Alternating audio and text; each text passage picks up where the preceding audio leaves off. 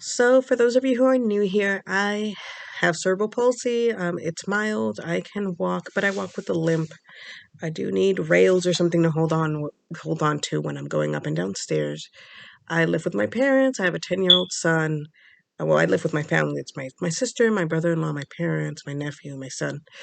Um, I don't drive, and that's not because of a physical limitation thing. I'm not physically limited to the point where I wouldn't be able to perform the like physical action of driving. It's more of a mental thing. I feel like my processing speed is just not fast enough. And I have taken driving lessons, and I have um, tried to drive. And sometimes I do okay, other times I don't. I just don't feel confident enough at this point where I could go out and try to get my license. Um, anyway, that being said, I do have a full time job as a speech therapist for two different charter schools. I get around, mostly get rides from my parents. Occasionally, I'll take Uber if I need to.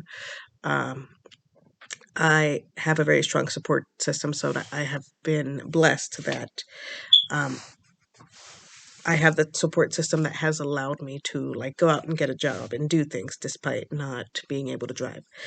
But anyway, I wanted to talk about how I went to Japan about 2 weeks ago. It's always been kind of one of my dreams, and my son has always wanted to go because he wanted to try the snacks at 7-Eleven. That was his like reasoning for wanting to go to Japan. He's such a foodie. But yeah, I, saved up money, and he and his dad and I took a trip to Japan. It was a 12-hour flight, longest flight I've ever been to, and definitely the furthest place I've ever traveled. But this is where putting things into perspective kind of come into play.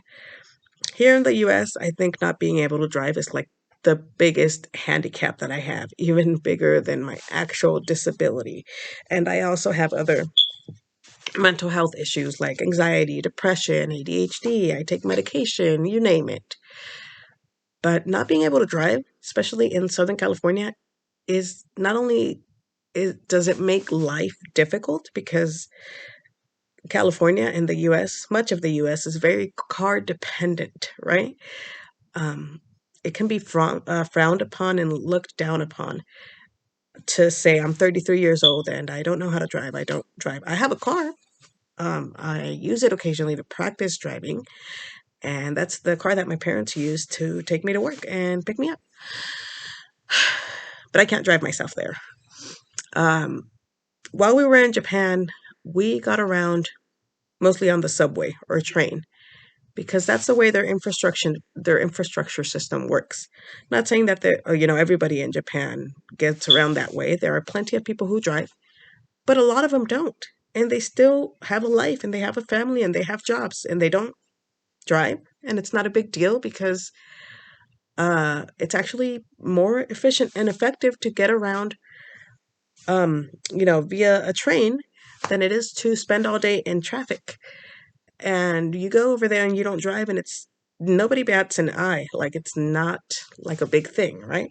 Because of the way that uh, I guess, of the way that the country works, right? The infrastructure system is different. The mode of transportation, like I said, primarily it's the train. And so, where am I going with this? It's just trying to put that into perspective, right? You are not fundamentally broken because you are 30 something years old or 40 something years old and you don't drive.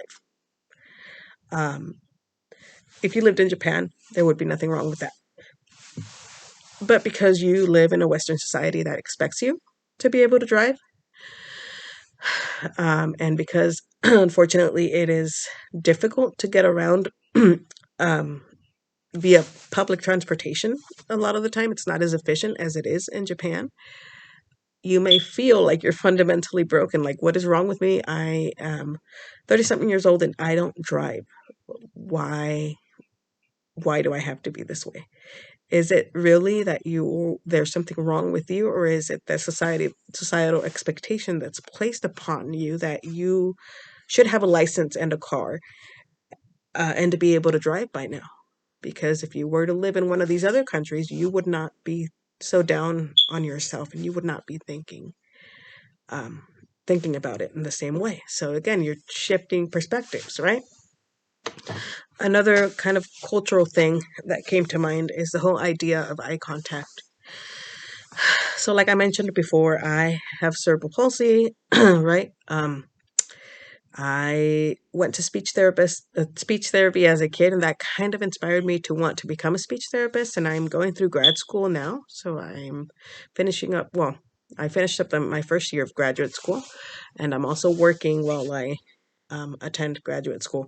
And in my time working as a speech therapist, I have had students come in with goals that include making eye contact, because a lot of students, children particularly with like autism spectrum disorder or even ADHD, they struggle to make eye contact during conversation. And so you'll see on their IEP or their plans, right? The speech therapist works on pragmatics. So that's social communication, which is ironic because I've always been terrible at social communication. I'm like one of the most socially awkward people that I know. But anyway, um, a lot of these kids have goals pertaining to being able to maintain eye contact while having a conversation. Um, Something like, child will maintain eye contact with conversational partner during a 3-minute conversation or something like that, right? And it's not a goal that I particularly like working on, and it's not a goal that I would personally give one of my students, just because I know how difficult it can be. But shifting perspectives a little bit, there are other countries like Japan and Korea and other, Middle Eastern and like some Middle Eastern countries that I know of, that when it comes to eye contact, it can be actually be seen disrespectful or rude to try to maintain eye contact while having a conversation, particularly if it's a child speaking to an adult. So in graduate school, they really try to emphasize, if you're going to do a speech and language evaluation on a child to see if they have a speech and language disorder or a pragmatics disorder, like if they struggle socially, you really have to take these cultural differences into consideration. What is their cultural background? What kind of, how are they being raised at home? Or do they come from a culture where eye contact is frowned upon? Because if so, then making an eye contact goal with the student, even if they do study, even if they do um, struggle with eye contact, that would be considered unethical. So we would not be able to make an eye contact goal for a student who comes from a cultural background where eye contact is unacceptable. So just again, another example of how cultural differences, or really where you live or how you're raised, really influence what you perceive to be wrong with you. Okay. So if you take anything away from this video, is to kind of shift your perspective. And if there's something you can't do, like eye contact is difficult, or I can't drive, or whatever it is, try not to internalize it so much, and not to think of it as you being fundamentally broken or there being something just wrong with you because you can't do these things. And realize that a lot of the way that you feel is because these societal expectations are placed upon you because of where you are, right? The Western society has all of these expectations, and they highly value individualism, and they highly value, extrovertedness. And I'm very much an introvert, so I always kind of struggle with that. I have difficulty with small talk and like being a leader and being outspoken and all of these things. I value my downtime and I value my alone time, and I love watching anime and I don't know, all these other random things, right? But again, just kind of try to shift your perspective and don't think of it as something being wrong with you.